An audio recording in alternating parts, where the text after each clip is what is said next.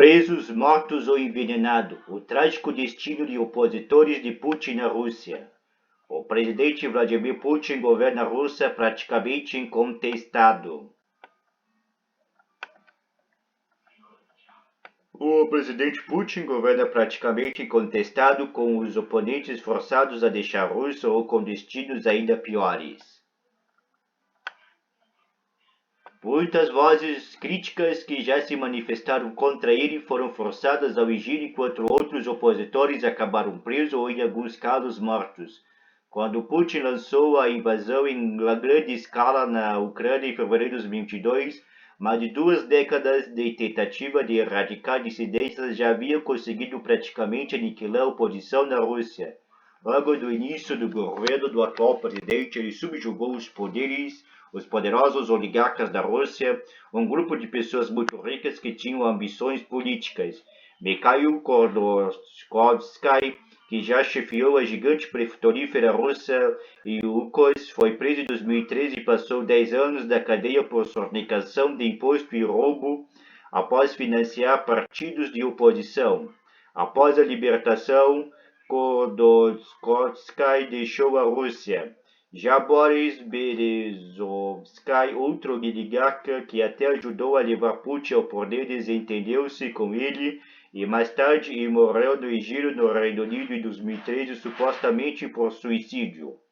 Todos os principais meios de comunicação da Rússia gradualmente caíram sob o controle do Estado ou começaram a seguir a linha oficial divulgada pelo governo. Alexei Navalny. De longe, a figura de oposição mais proeminente da Rússia agora é Alexei Navalny, que mesmo da prisão acusou Putin de tentar difamar centenas de milhares de pessoas em sua guerra criminosa e agressiva. Em agosto de 2020, Navalny foi envenenado com Novichok, uma substância que atua no sistema nervoso, durante uma viagem à Sibéria. O ataque quase matou e ele teve que ser enviado à Alemanha para fazer um tratamento. Em maio de 2022, Alexei Navalny apelou sem sucesso contra sua sentença de prisão de 9 anos. O retorno de Navalny à Rússia em janeiro de 2021 galvanizou brevemente os manifestantes da oposição, mas ele foi imediatamente preso por fraude e desacato. O opositor cumpre agora 9 anos de prisão e foi o foco de um documentário vencedor do Oscar. Na década de 2010, Navalny esteve ativamente envolvido em comícios de protesto. As muitas denúncias do principal veículo político Navalny, a Fundação Anticorrupção FBK, também atraíram milhões de visualizações online. Em 2021, a instituição foi considerada extremista e Navalny rejeitou repetidamente as acusações de corrupção, acusando-a de serem motivadas politicamente. Muitos de seus associados foram pressionados pelo serviço de segurança e alguns fugiram para o exterior, incluindo Ivan Zhdanov, ex-chefe do FBK, Lyubov Sobol, ex-advogado do FBK, e a maioria, se não todos, os chefes de extensa rede de escritório de Navalny no território russo. O braço direito de Navalny, Leonid Volkov, deixou a Rússia quando um processo de lavagem de dinheiro foi aberto contra ele em 2019. Oposição à guerra. Outro importante opositor de Putin que está atrás da grades é Ilya Yashin, que tem criticado duramente a guerra da Rússia. Em uma transmissão ao vivo realizada no YouTube em abril de 2022, ele pediu uma investigação sobre possíveis crimes de guerra cometidos pelas forças russas e chamou o presidente Putin de o pior açougueiro desta guerra.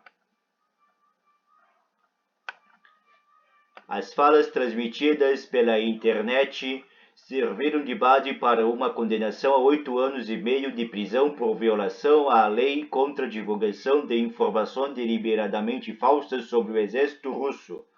Tal lei foi aprovada pelo parlamento logo após a Rússia invadir a Ucrânia em 24 de fevereiro de 2022. Ilya Yashin foi preso em junho de 2022 depois de condenar supostos crimes de guerra russos na cidade ucraniana de Bucha. Yashin se envolveu com a política em 2000 a 17 anos, quando Putin chegou ao poder. Em 2017, após anos de ativismo da oposição, ele foi eleito chefe do Conselho Distrital de Krasnoyarsk, em Moscou, onde continuou a expressar opiniões críticas ao governo. Em 2019, ele passou mais de um mês atrás das grades por ser ativo em protestos contra a recusa das autoridades em registrar candidatos independentes de oposição para as eleições do Conselho da cidade de Moscou.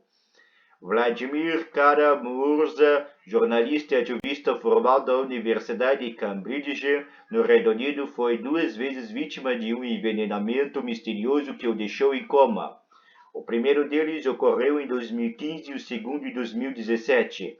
Ele foi preso em abril de 2022 após criticar a invasão russa da Ucrânia. Kara-Murza foi acusado de compartilhar notícias falsas sobre os militares russos, de planejar a atividade de uma organização indesejável e de cometer alta traição. O advogado do jornalista diz que ele pode pegar até 25 anos de prisão se for condenado. Ele é o autor de vários artigos críticos a Putin em importantes veículos de imprensa russa e de outros países. Em 2011, Kara-Murza liderou os esforços da oposição para garantir a adoção de sanções internacionais contra violadores dos direitos humanos da Rússia. Essas sanções impostas por muitos países são conhecidos como atos de Magnitsky, em homenagem do advogado Sergei Magnitsky, que morreu em uma prisão russa em 2009 após acusar as autoridades de fraude.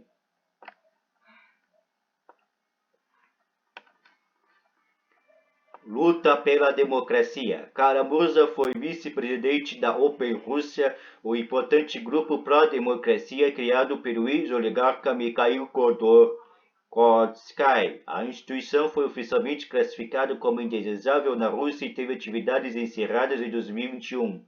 O chefe do Open Rússia, Andrei Pivovarov, está cumprindo uma sentença de 4 anos de prisão imposta por seu envolvimento em uma organização indesejável.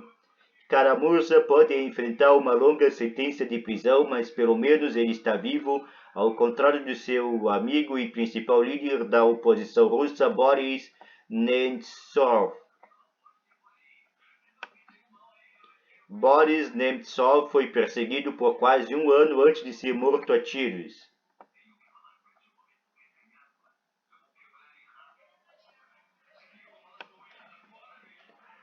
Antes da era Putin, Nemtsov serviu como governador da região de Nizhny Novgorod, como ministro de energia e depois como vice-primeiro-ministro.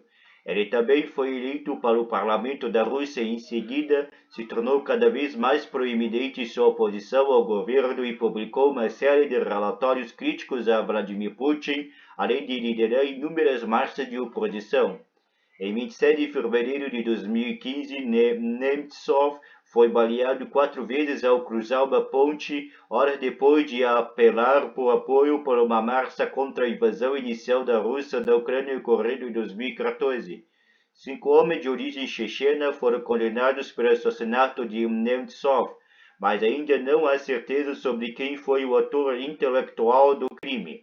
7 anos após a morte de Nemtsov, uma investigação revelou evidência de que, nos meses que antecederam o assassinato, ele estava sendo seguido por um agente do governo ligado a um esquadrão secreto de assassinatos. Essas figuras importantes da oposição são apenas alguns dos russos visados por mostrar dissidência.